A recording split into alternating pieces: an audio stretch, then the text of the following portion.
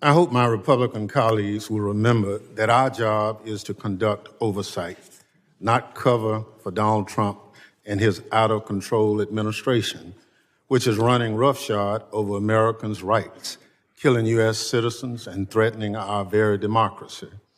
The disease rotting the Trump administration from the inside out started at the top and has infected every part of the executive branch.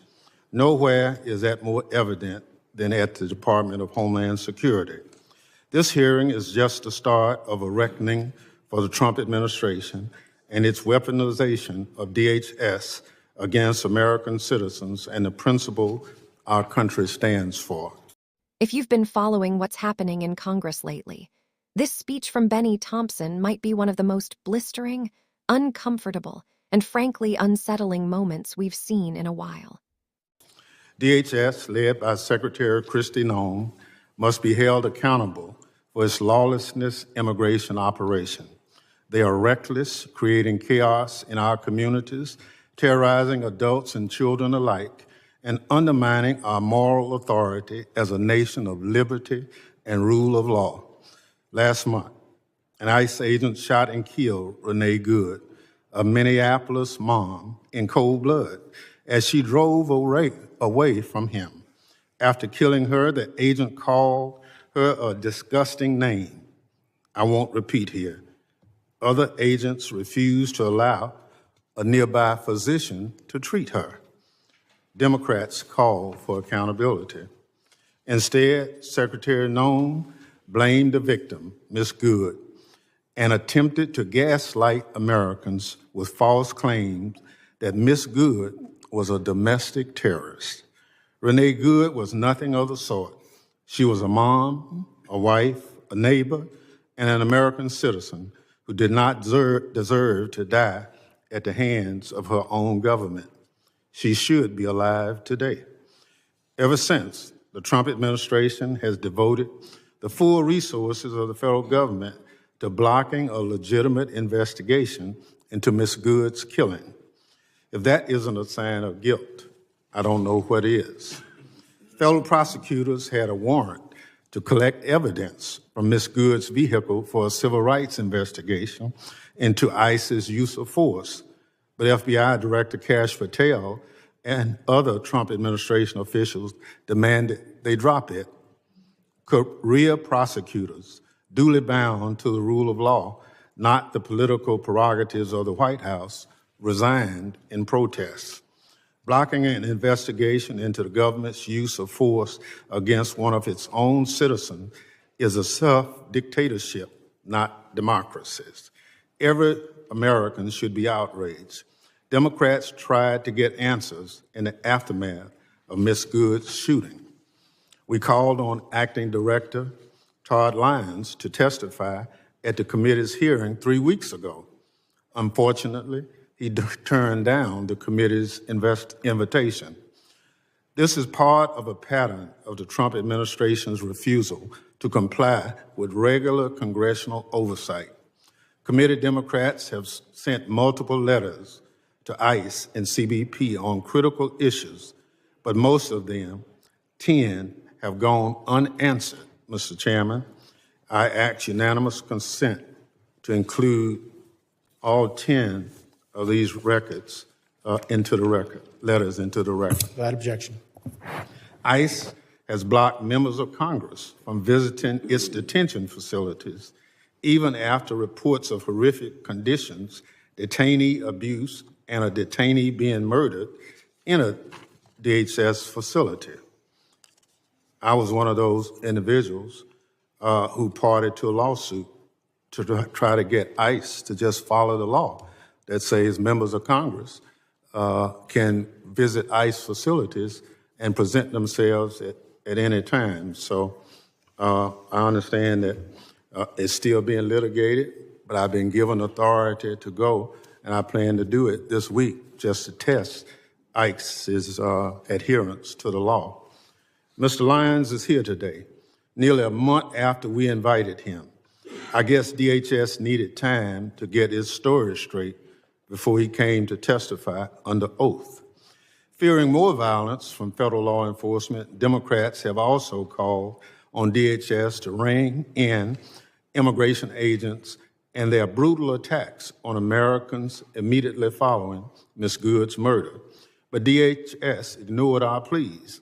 Instead, Greg Vino, who styled himself in Nazi attire and takes joy in deploying tear gas at Americans, continued to roam around Minneapolis with his masked gang, terrorizing people and violating their constitutional rights. And tragically, our worst fears were realized. Just days after the hearing, Mr. Lyons refused to participate in. CBP personnel shot Alex Piti, and he was face down on Minneapolis' sidewalk, killing him in broad daylight. In the video of the incident, a DHS agent can be seen cheering Mr. Piti's death. Americans watched the video in horror. Yet once again, Secretary Noem gaslit the public, made up a demonstrably false story about Mr. Piti and blamed the victim for his own death. Mr. Piti was a law-abiding U.S. citizen and a VA nurse who dedicated his career to caring for our veterans. Mr. Chairman, at our last month hearing, I asked for a moment of silence in the memory of Renee Good. Today, with great sadness about another American killed at the hands of DHS, I ask that the committee observe a moment of silence in honor of Alex Piti.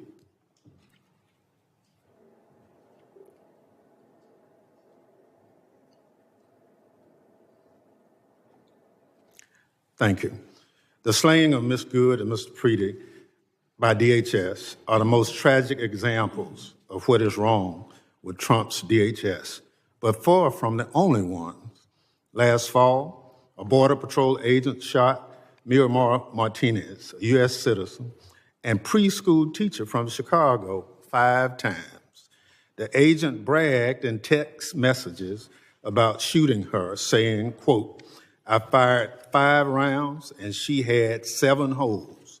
But that in your book, boys. Again, the Trump administration tried to blame Ms. Martinez, the victim, but prosecutors dropped charges against her when it became apparent that the evidence contradicted the Border Patrol's phony account. Unlike Ms. Good's and Mr. Piti's, we can no longer tell their stories. Ms. Martinez has shared her story about what Trump's DHS did to her. I want to play a bit of the video here because people need to see what ICE and CBP are doing to Americans. So this is the first one I realized. I was like, oh, it's just a pepper pellet, but no. And then I got shot right here. And then I have a wound on the side of my chest right here. And then I got 2 holes in my thigh. And then right here. Wow. Right here. Wow. You're covered in wounds. Wounds, yeah. And I want people to see like what's going on, like the type of stuff they're doing. What happened to Ms. Martinez, Ms. Good, and Mr. Piti is a scourge on this country and shameful chapter in our nation's history, but tragically, there's more. DHS agents recently used a 5-year-old Ecuadorian boy, Lehman Ramos, as bait to lure his family members outside their home to arrest them. The family had entered the country legally as asylum seekers and were living in Minnesota while awaiting their immigration proceedings. DHS sent the little boy and his father to detention in Texas for over a week. Thankfully, a judge ordered him released, slamming DHS for its, and I quote, incompetently implemented deportation campaign. Incompetently implemented deportation campaign is putting it nicely, especially as it relates to small children. More apt in the Bible, quote from John 11, chapter 35th, referenced at the end of the judge's opinion, Jesus wept. DHS personnel are now forcing their way into private homes without a judicial warrant in violation of the Fourth Amendment. In one recent incident, ICE dragged a U.S. citizen from his home at gunpoint in underwear before realizing they had picked up the wrong person. The person ICE was actually looking for was sitting in jail in Minnesota. The Minnesota Department of Corrections says that ICE had this information all along. Bystander videos from Minneapolis and cities around the country show ICE and CBP personnel behaving like unprofessional goons, cursing at bystanders and mooning people from their hotel rooms. News reports have a Border Patrol agent was found passed out, drunk, and covered in vomit in a vehicle. And ICE personnel apparently stole a child's phone and sold it for cash. It's an embarrassment, and DHS's so-called leadership should be ashamed, if only they had any shame. Secretary Noem, Department of Homeland Security, has the blood of American citizens on its hand, but she takes no responsibility for anything. To the contrary, Secretary Noem was last seen in this committee room hiding behind her family in a desperate attempt to distract from her department's failures and abuses. Then she ran from our questions, leaving early under the guise of needing to attend a meeting that it turns out didn't even exist. Her inexcusable behavior should come as no surprise. She's always been more concerned with photo ops and wardrobe changes than following the law and fulfilling the mission of her department. Since being sworn in, Secretary Noem has enriched herself, abused the power of her office, obstructed congressional oversight, and violated her oath to the Constitution. Donald Trump and Kristi Noem are doing real damage to this country and to the department that was stood up 25 years ago in the wake of 9/11 to protect American citizens from future attacks. Secretary Noem is a liar with no concern for the lives of Americans killed by the department she runs. She must go. Mr. Chairman, I yield back. From the very start, Thompson makes it clear what this is really about: oversight, not loyalty, not protecting political power, not covering for the White House. He accuses Republicans of abandoning their constitutional role in favor of shielding Donald Trump and an administration he describes as lawless, chaotic, and dangerous. And whether you agree with him or not, the accusations he raises are not small. They are deadly serious. Thompson zeroes in on DHS under Kristi Noem, arguing that the agency has gone from protecting Americans to terrorizing them. He describes a department, particularly through immigration and customs enforcement and customs and border protection, that he says is operating with impunity, using excessive force, blocking investigations, and refusing to answer to Congress. And then come the names, real people, not abstractions. Renee Good, a Minneapolis mother, a U.S. citizen, shot and killed by an ICE agent as she drove away. According to Thompson, the agent insulted her after killing her. Other agents prevented medical help, and instead of transparency, DHS allegedly went into full defense mode, blaming the victim, labeling her a domestic terrorist, blocking evidence collection, pressuring prosecutors to stand down. Pressure, Thompson says, came from the very top, including FBI leadership under Kash Patel. Prosecutors, bound by their oaths, resigned rather than participate. Then Alex Pye, another American citizen, a VA nurse, shot face down on a Minneapolis sidewalk, caught on video. A DHS agent allegedly cheering afterward. Again, Thompson says the department responded not with accountability, but with spin, another false narrative, another attempt to shift blame onto the dead. And it doesn't stop there. A preschool teacher from Chicago, Maria Martinez, shot 5 times by a Border Patrol agent who later bragged about it in text messages. Charges against her quietly dropped when the evidence didn't line up with the official story. A 5-year-old Ecuadorian boy allegedly used as bait to arrest his family. A U.S. citizen dragged from his home at gunpoint in his underwear because ICE went after the wrong person, even though the agency already knew the actual suspect was in jail. What Thompson paints is a picture of an agency completely untethered from restraint. Agents acting like street gangs, cursing at civilians, blocking congressional visits, ignoring subpoenas, mocking the public, and a leadership structure that, in his telling, not only allows it but enables it. And his criticism of Kristi Noem is especially cutting. He accuses her of hiding behind her family during testimony, dodging questions, leaving hearings under false pretenses, and prioritizing optics over responsibility. He frames her not as an overwhelmed official, but as an active participant, someone who enriches herself, obstructs oversight, and refuses to take responsibility even as Americans die. Whether you believe every claim or not, here's the thing that's impossible to ignore. These aren't theoretical policy disagreements. These are allegations of citizens being killed by their own government, followed by stonewalling, gaslighting, and retaliation against anyone who tries to investigate. And that brings us to the bigger picture.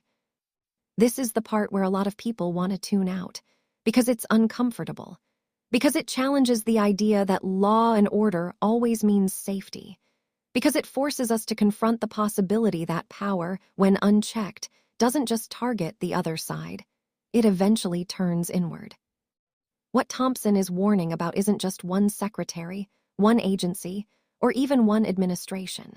It's the erosion of democratic norms that happens when oversight is treated as betrayal and accountability is framed as sabotage. When federal agencies stop answering to Congress. When investigations are blocked not because they're flawed, but because they're inconvenient. When the deaths of citizens are met with PR strategies instead of remorse. You don't have to hate immigration enforcement to be disturbed by this. You don't have to be anti-border security to believe that no federal agent should be above the law. And you definitely don't have to be on the far left to think that killing American citizens and then obstructing investigations crosses a line that should never be crossed. If even a fraction of what was described in this speech is true, then the problem isn't just misconduct. It's a culture that no longer fears consequences. A culture where loyalty to power matters more than loyalty to the Constitution, where secrecy replaces transparency, where victims are smeared to protect institutions. And that's the real danger here, not protests, not hearings, not angry speeches on the House floor. The danger is normalization. The danger is shrugging and saying, well, that's just how it is now. Because once a government gets used to explaining away the deaths of its own citizens, it rarely stops there. Oversight exists for moments exactly like this. Not when things are easy, not when everyone agrees, but when power has grown too comfortable, too insulated, and too confident that no one will stop it. If you believe in accountability, if you believe no badge or title puts someone above the law, and if you believe American citizenship should actually mean something when it comes to basic rights, then this speech shouldn't be ignored, dismissed, or buried. And if you think this kind of power can only ever be used against people you disagree with, history has a very ugly habit of proving otherwise. If you found this breakdown useful, make sure to like the video, drop your thoughts in the comments, especially if you disagree, and subscribe for more deep dives into moments like this that actually matter.